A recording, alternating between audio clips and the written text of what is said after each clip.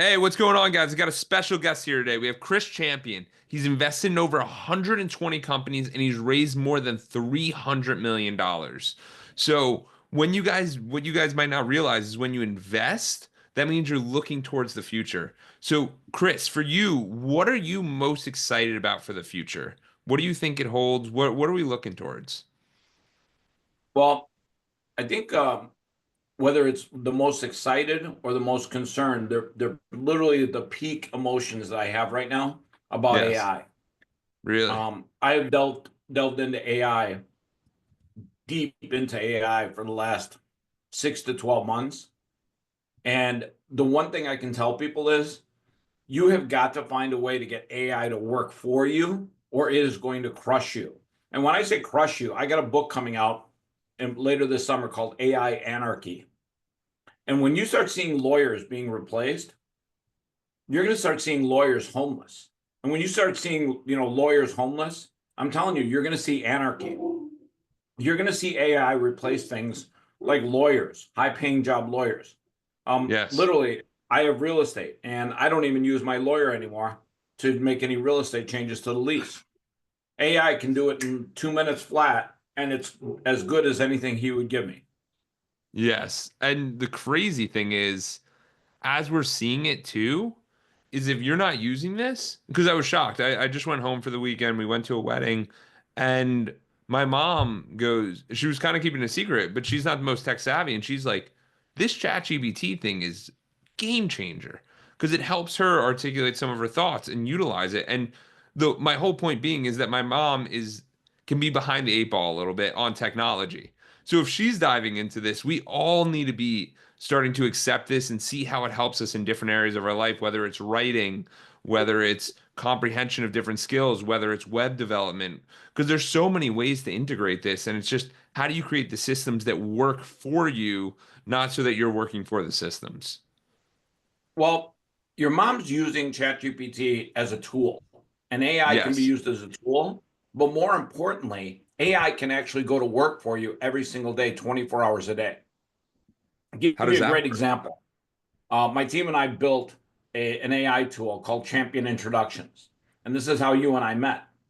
Yeah. And literally every single night, last night, just to give you a great example, I was up till 2 in the morning. Last night, 712,000 podcasts were transcribed by an AI tool, an AI assistant that we built, where it took the audio file and converted it into a text file and put it into a database that we can search and sort. We have the largest database of transcribed podcasts in the world. Then I have another Wow. AI tool that basically goes and looks at that data and looks for keyword matches for the podcast that I want to talk to, entrepreneurial type podcasts.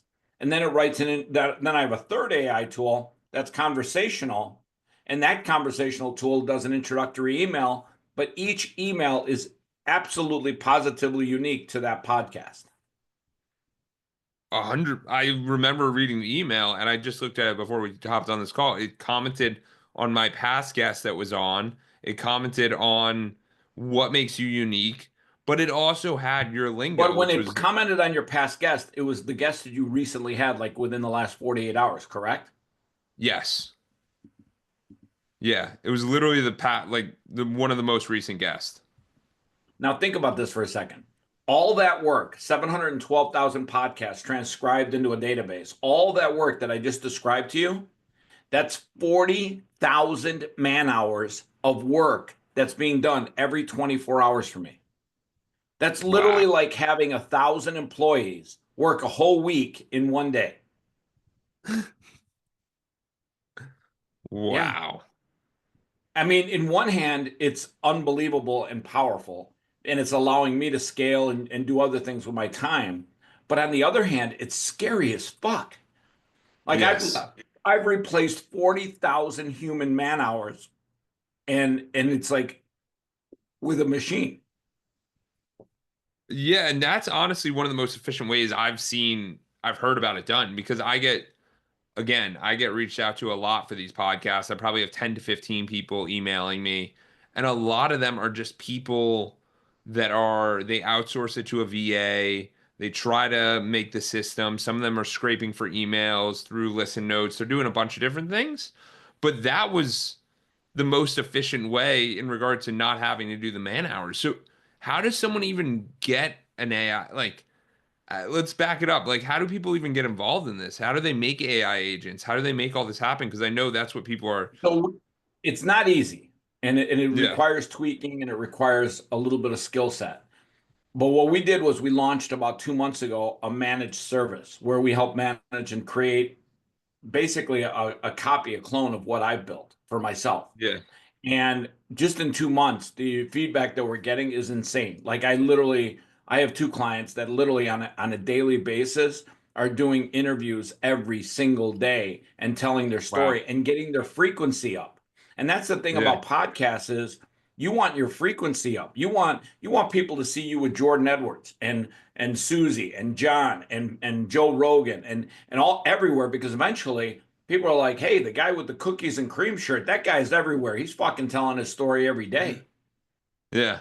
Absolutely. I mean, and the other thing was that and I don't know if your AI bot knew this, but I followed you previously. So when we did our intro call, I was like, I know this guy. So Well, it here's the was crazy happening. thing. Here's the crazy thing. It's not an actual AI bot. It's Okay. actually an AI assistant. It's way beyond bots. This Okay. assistant over time reads all my emails and it creates conversational language as if it was me. I tell people give it about 2 months and it is going to be a digital version of you. Wow. Yeah, And it it's just crazy. multiplies everything. It's and like I said, if you don't find a way in 2025 to get AI to work for you while you're sleeping, I'm telling you, you are going to be left behind. AI is moving. Here's the crazy thing. Grok 3 right now is growing at a daily pace because it's learning from itself. It's literally teaching itself. Yeah. It has consumed so much knowledge. It literally, here, let me give you something that'll blow your mind. Grok Yeah. 3, the latest AI tool, has consumed Yeah. every bit of knowledge throughout mankind's entire history. Think about that for a second.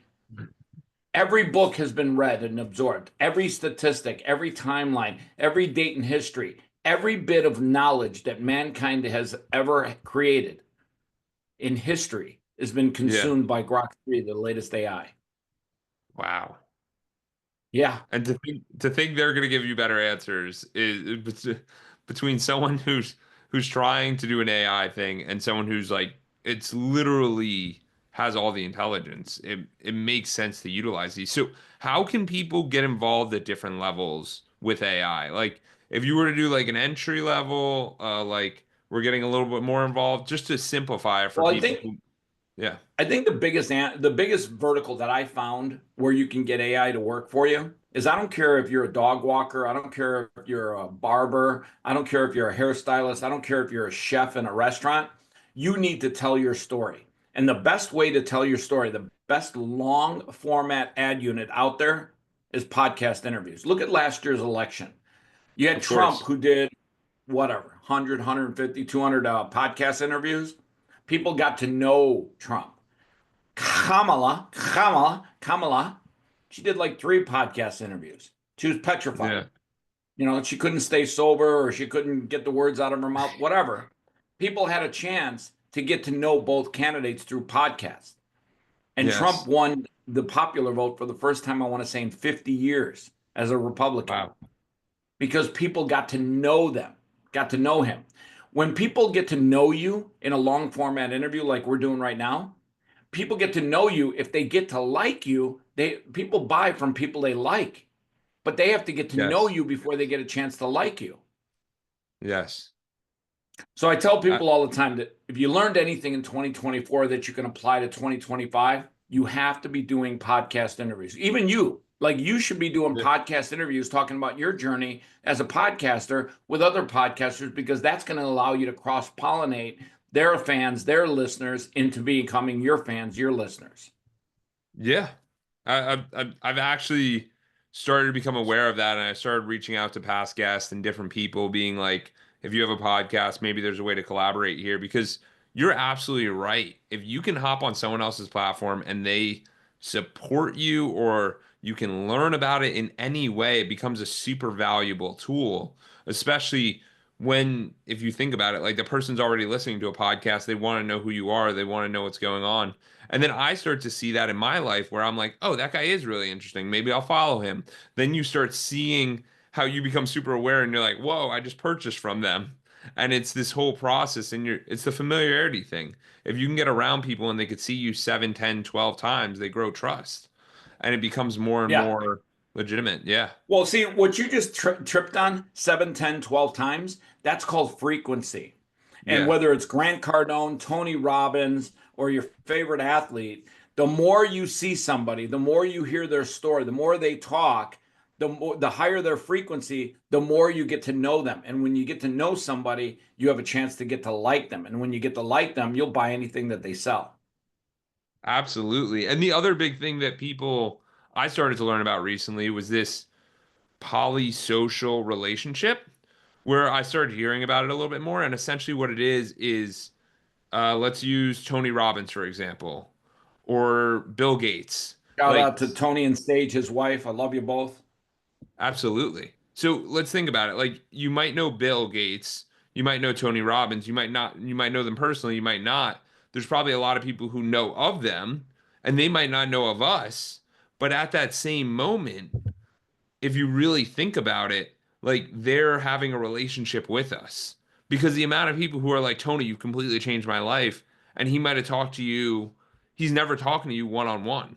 You know what I mean? It's an incredible, incredible thing. And Tony's one of the best at that, where he can create impact through his books, the audio files, now the podcast, seminars, all of it. And he doesn't even have to talk to you one on one.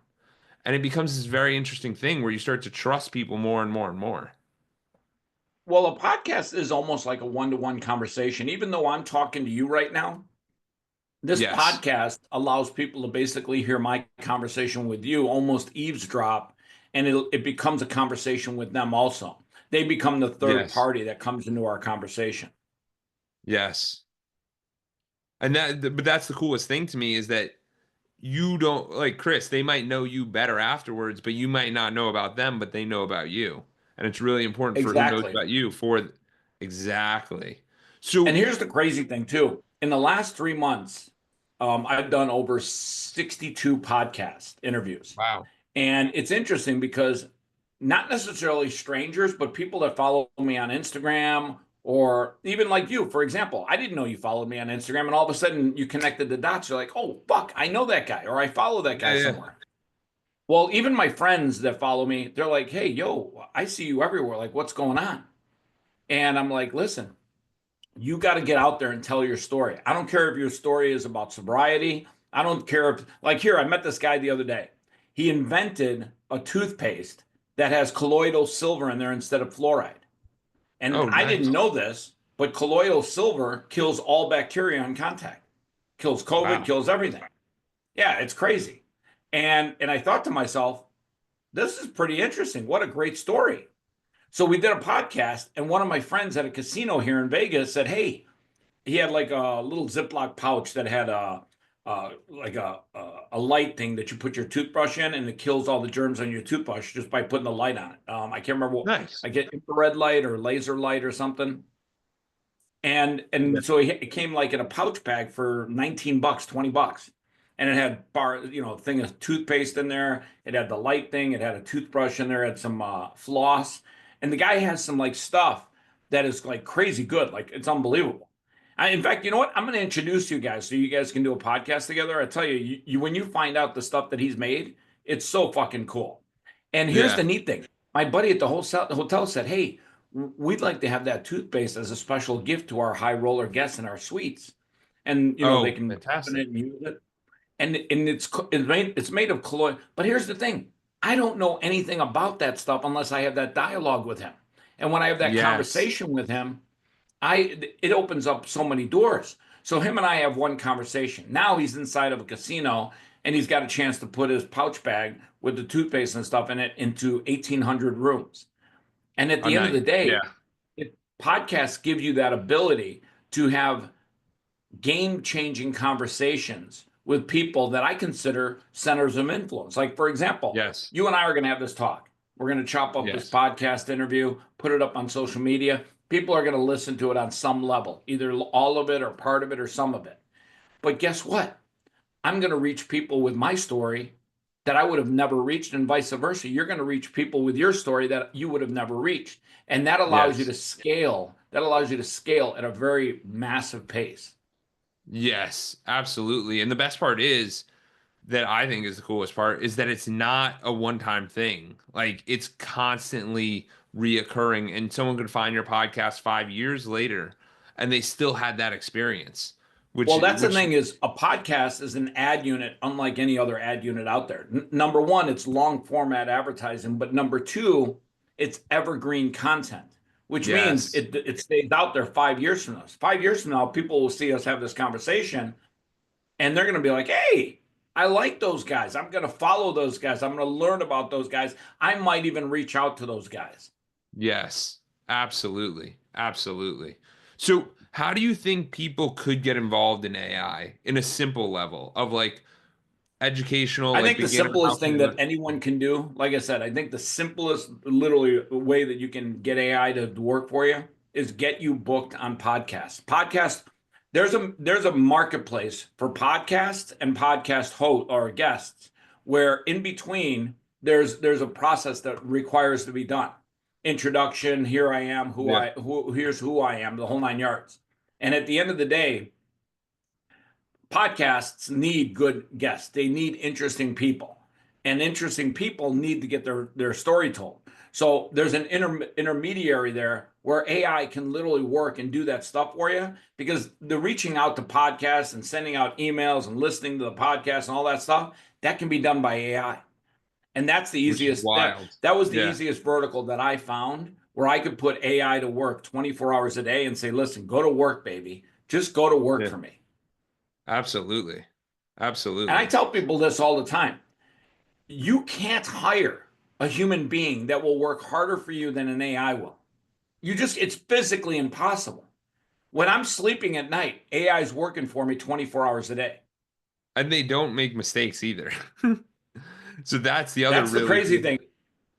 Yeah, Yeah, and it's crazy because AI used to lack personality, and Grok 3 now tells jokes. He's funny. He understands. They've injected personality into AI.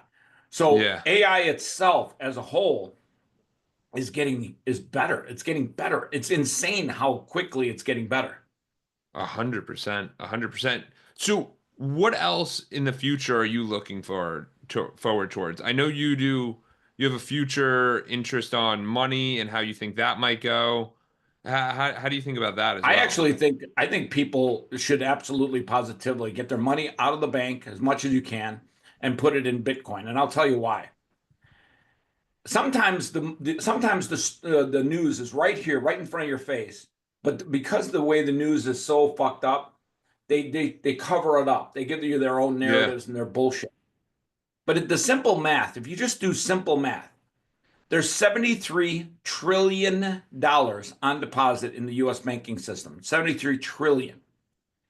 FDIC only has $124 billion to insure $73 trillion. If you haven't wow. figured it out yet, and I don't want people to be panicked, I don't want them to be freaked out, the US banking system is insolvent. The Yeah, dollar is basically a huge Ponzi scheme. And as far as I can see, the best mathematical money out there is Bitcoin.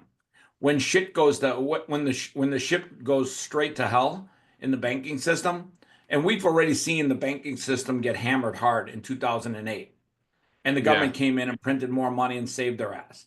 But that was not a solution to the problem. That was just a thumb in the dike.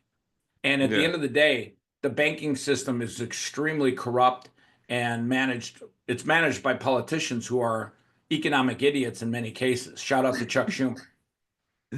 Yeah, no, it's interesting. It's very, very interesting. And for you, someone who's, Wow, Victor Wembanyama, the 7'4" rookie for the Spurs, he's out for the rest of the season. oh wow, oh Yeah, wow. I don't know if you like basketball, but the kid No, I is know he's a literally very popular guy. Yeah, I know he's a very popular guy. So it's interesting to me because Bitcoin is something that not a lot of people are. It seems like it's younger people are more involved with. There's obviously some older people getting involved, but what kind of opened your eyes to Bitcoin? Because I feel like that's a different demographic than most because So most people are sitting there going, I'm good. I don't need to explore that. Like what caused you to so continue looking? so about 10 years ago, I was in the Bahamas and I was at a casino and I won't say which casino, but there's only two of them that are worth going to down there. And I Yeah. won some money. And it was a sizable amount of money. And I went to the cage and I said, "Hey, I want to wire my money back to the United States." They're like, "Oh, don't worry about it. Don't worry about it. We'll just give you cash." And I knew going through the airport with $160,000 in cash was a bad idea. And I told them 10 times, that's a bad idea. No, no, no, no, no. We'll give you this letter. It's a get out of jail free card. Don't worry about it. And I'm Yeah. like, this just does not sound like a good idea. So I literally go to the airport and right away they're like, "Hey, buddy, we got to talk." And I ended up not getting the money through the airport like I thought. Took me 6 months to get it all resolved. And it cost me $60,000 in bullshit fees and stuff that I had to pay. And I realized back then I was never going to fucking find myself in a situation where I had to rely on cash because cash is filthy money. It is the most filthiest money you can ever get. And at the end of the day, I started looking into Bitcoin more and more. I had already found out a little bit about Bitcoin through a friend of mine in Israel who was a big gamer at the time. And every now and then he'd tell me about Bitcoin, and I learned a little bit about it because I PayPal'd him money, and he could buy. He sent me Bitcoin, and back then it was very very rough. Like you had to use what's called a QT wallet, and it was Yeah. interesting. And as I got more and more into Bitcoin, I started realizing this is the soundest, hardest money you can get. This Bitcoin is Yeah. it's transportable, it's secure. You are the bank. Um, at the end of the day, have you ever gone to your bank and realized that they treat you like shit? I know what you're talking about. Because you literally Yeah, will I go mean, in there and just you ask them the simplest thing and they're like, come make an appointment, come do that. And you're like, it's a oh simple yeah, activity, like please. you're literally begging them for your money. Well, here, I'll tell you something that'll blow your mind. The Yeah. first day Joe Biden took office, he allowed the banks to take custody of your money. See, Wow. there used to be a thing where banks were custodians of your money, custodians. Your money was in a what's called a custodial account. When that changed, your money is no longer in a custodial account. You're actually giving your money to the bank, and the bank owes you it back. But if the bank fails, you're shit out of fucking luck. Wow. Bet you didn't know that shit, huh? I didn't. Thanks a lot, Sleepy Joe. Way to go, Sleepy Joe. It's really is concerning. Like, so do Well, you here's think, the thing. yeah, There were more bank failures in 2024 than ever in the history of America, and nobody talked about it. yeah, Now, they can't absolutely. talk about it because they're like, "Oh my God, you'll freak out people. They'll take their money out of the bank." Well, I keep telling people, yeah, freak out. Take your money out Yeah. now while you can. Buy Bitcoin because you will control that money. Bitcoin is Yeah. something that you can control. No third party is in between you and your money. You want Yeah. to take $10,000 in Bitcoin out? Go ahead. It's all yours. I'll give you another example. I went to play in a cash poker game here in Vegas, and it was coming up in a couple of days. So I go to my bank thinking, hey, I'm going to get some cash out of the bank because that's what the bank's there Yeah. for. They have cash. I needed $60,000. Yeah. The bank only had 20,000 any given day. I had to make an appointment. They had to literally have a truck come and bring them cash just for me. And they're like, that's going to take 7 days. I'm like, well, that's not good. I need that money like today because I'm playing in a tournament in a game in 2 days. They're like, well, sorry. Sorry, go fuck yourself. And I'm like, holy 20 fuck. grand. Imagine how many clients are there. Imagine how Well, many think about people this are for a there. second. Yeah. If you went to your bank today and said, hey, I need 60 grand in cash, I bet you Yeah. every bank out there has very limited cash on hand. Very I, limited. I I've actually heard you are not the first guest to bring that up. There has been several guests who said anything over 10 grand is like forever to get the money out. Like it is Exactly. so hard. And here's the crazy thing. You have to beg them for your money. You have to fill Yes. out forms. You have to explain what, like when I explained to them what I needed the money for, it was like shocking. They're like, oh my God, you're going to play poker with $60,000? I'm like, lady, It's fake. It's Vegas. I'm not the What only do you guy doing expect? this. Yeah. Yeah, exactly. She's like, What do well, you I ex- don't know if I, and here's the thing that blew my mind. I don't know if I can approve that. And I'm like, are you fucking crazy? That's my money. Why do you And need when to she prove said anything? that, Yeah. he explained to me that it's no longer my money, it's the bank's money. The bank has to approve any expenditures like that. And I'm like, Oh, holy so that's when you started fuck. to learn about all this and you start doing the research Yeah. and you start seeing it and I you're just like, started realizing, holy fuck, it's no longer your money. It's the bank's yeah, money. They have to be a willing participant in your poker game. yeah, So you got to understand, there's a lot going on in the world today that if people just ask a few questions, I always tell people, listen, don't believe anything in life. yeah, Verify it all. Do a little bit of yes, reading, a little bit of research, and you will find the answers yourself. And when you yes, do, your your head will explode and you'll be like, "Oh my god, I can't believe it. All this shit is happening." absolutely. So what else is there that people should be on people's radar that maybe they're not thinking about today? I know sometimes I'll be there's, honest with you. yeah, If people focus on AI and Bitcoin for all of 2025 and podcast, if they do those three things, that's a lot right there. That's a lot. absolutely, Like, that's a ton. And I will absolutely. say this, and nobody's talking about it except for Trump mentioned it yesterday. When we fire all these government employees, and when AI replaces all these high-paying jobs like lawyers, graphic designers, videographers, I can, even self-driving cars. You get rid of all the Uber drivers. That's 300,000 people that rely on Uber for a part-time job. When you put all Did, these people out of work, which is happening, it's happening right now. I give us about another 10 months, and you're going to have a serious problem where a lot of people have been replaced and didn't find another way to make money. The only did you, people that are going to have a job in 10 months are entrepreneurs, people that know how to hustle. But a lot of did these you, government employees, they don't know how to fucking hustle. They've been stealing money for years. did you hear what happened with Washington's home prices? The home Yeah. prices, the average home price literally got cut in half because so many people lost their jobs that they all had to sell their homes. And now it's flooding the market. And now it's the home prices are actually dropping, which can be a good thing for So some people. And yeah, so think about this for a second. What happens when you deport 20 million illegal aliens? You're going to see less demand for homes and home yeah, prices are going to become more affordable. yeah. So No, inflation is going to come down. You're going to see inflation come down. But the big challenge you're going to have is people are going to have to learn how to make money again. People are going to yeah, have to learn how to roll up their sleeves and hustle. And a lot of the people yeah. that are losing their jobs, many of them Don't. don't know how to Yeah. hustle. Yeah, no, I mean, there's absolutely a point there where it becomes what is the actual skill or what is the actual value that you're providing? And I've been seeing it everywhere where I look around and like you said, I'm maybe hire a marketing agency and you're like, well, like this AI can do it for like pennies on the dollar. Like maybe I'll try them Well, out. AI And is not cheap. If people think that AI is cheap, it's not. It yeah, takes a while to build these AI assistants and get them to do what you want them to do, and they absorb a ton of data. That's one thing yeah. that people don't understand. AI is like a Pac-Man. It just consumes data all over the place. Yeah.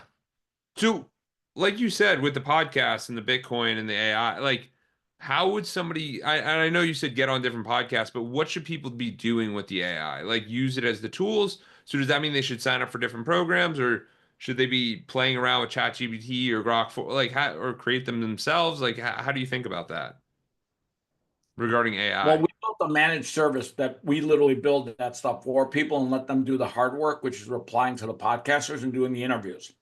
Yeah. So that's one service. But at the end of the day, you can build an AI assistant yourself on Grok. It may take a little while in learning how to do it, but once you do that, you can build all these different assistants and get them to work for you. And then you So, can house you're, the data on an AWS server and do all that too. So you're saying in general, it's important for people to start looking at this stuff and playing around in their extra spare time to learn about this so that they can advance themselves and not have to not be part of what's going on, not be scared of the The future, one but thing I embrace tell the people future. is Yeah. your brand is your greatest asset. Okay. Your brand is your greatest asset. And when you realize that, you're going to realize that, hey, I have to build up my brand. I have to make sure that people are following me. I have to make sure that I have influence over the marketplace. Yes, absolutely. And it's very different when you're making money, when you're getting a paycheck, and then when you're also in that other dynamic where people are now like you do services for people and you do all these different things. So it causes a lot of people to think a lot differently. Um, Yeah. You have to think like a hustler. You have to think like somebody that's out there grinding. Absolutely. And what causes you to continue on and continue motivation? Because I know you had a successful exit and you've invested in these different projects. Like, what keeps you motivated? Because I know that can be a struggle for a lot of people. I'll be honest with you. And this is the craziest thing when I tell people about, I want to say 6 to 8 months ago, I don't sleep good at night anymore thinking about the future of this country and the future of humanity because of AI. Wow. Um, I actually think I actually think it's going to get kind of scary. So I literally have been doing so much on my own. I got a house slash compound I'm building out in Utah. I've got one here in Vegas that I have, and I've become that guy. I know I End of the hate to world say it. prep. I've become the End of the guy. world prep. I'm the end of the world kind of guy. I'm stacking. I got freezers with meat. I got canned food. I can survive for about a year. I've got water making facilities. I got electricity making tools. I'm the guy. I literally became that guy, the guy that wants to live in the mountain, so that when shit goes to hell, I've invested in guns and bullets, which by the way, they are a good investment always. And Yeah. yeah, I don't even look at cars anymore. Unless a car has a useful tool for me, unless it's a big pickup truck with a bed and can go, four wheeling. I look at everything as being end of the world. I literally don't think people understand, and I hope I'm wrong. I literally hope that, hey, I went through a cuckoo phase or whatever, but I actually think that we are heading in 10 to 12 months for the greatest depression of our lifetime. That Really. that literally, I don't think people understand how insane it is. And here's the other crazy part. I think they're just scraping underneath the first layer of fraud and money laundering and crimes that have been committed against the American people by politicians. I think politicians have been stealing money from this country to the tune of trillions, not trillion, but trillions. And when Really. that's uncovered, you're going to see taxpayers really pissed off and say, "Hey, what the fuck? You guys stole from me." Like when you money launder money from the taxpayers, you're literally the victim is 350 million Americans. I'd hate to commit a crime against 350 million Americans. Shout out to Nancy Pelosi, No, because that's a lot I've of pissed actually off people. 100%. And there was even talks that there's some talks around taxes, like where there won't even be taxes. Like some people are going to be like, Trump's talking about getting rid of the IRS, and I think he's actually being preemptive about it because I think he's going to realize that when people find out the truth, they're going to be like, "Why the fuck should I pay my taxes? You guys stole from me." yeah, 100%. Because it's becoming a very challenging place where you have to pay them, and then you like who like they need to be using it correctly. The money needs to be used properly, and it's being misused. Or it just needs to not be money laundered. Like when the Yes. idiot midget in Ukraine says, "Oh, I only got 75 billion." Well, yo, motherfucker, we sent you 270 billion. Where's the extra? He's Yeah. like, "I don't know. I just bought a $60 million house in Switzerland. I do not know these things." I, I've been You know, hearing about that as well. And even Zelensky himself said, "Oh, we money laundered it back to the Democrats. I mean, they were our friends, Joe Biden. I employed his son on the Burisma gas company." It's I mean, crazy. unless you realize crack is pretty expensive, and fucking young Hunter Biden, that motherfucker was going through a pound of crack a week. My God. So how can people kind of get a head up on this if they can't buy a compound? I know they can learn AI, but like what else would be an actionable step for them to start considering, thinking about? Just so the audience can have something, because I don't want them to be I think concerned anywhere about this. you I can wanted to, get AI to work for you, whether it's customer service, answering your phones, answering questions, doing legal work for you, doing graphic design, thumbnails, whatever you need it to do, put AI to work for you. It's going to be the Yes. best employee you ever hired, and that's the most important thing that I would tell people to get out of this conversation. By the way, if you want to buy some land out away from the major cities when shit goes to hell and everyone goes Mad Max, that's probably not a bad idea either. Absolutely. And then for the whole Bitcoin thing, how do you think about allocations in regard to do you keep it on like Coinbase? Do you keep it on a ledger? Do you put it like Yeah. where do you If you don't have your private keys, it's not your Bitcoin. Not your keys, not your Bitcoin. Remember that. Not your yeah, keys, not your Bitcoin. So if you keep your money at Coinbase, it's just like keeping your money at a bank.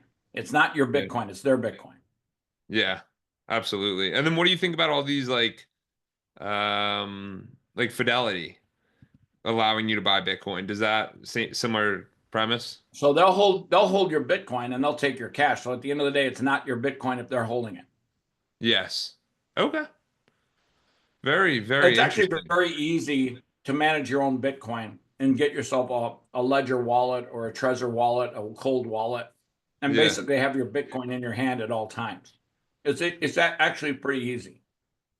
And the thing I found very easy because I have a ledger as well. The thing I found entertaining about it is that whole story that you said with the money and you couldn't move the cash.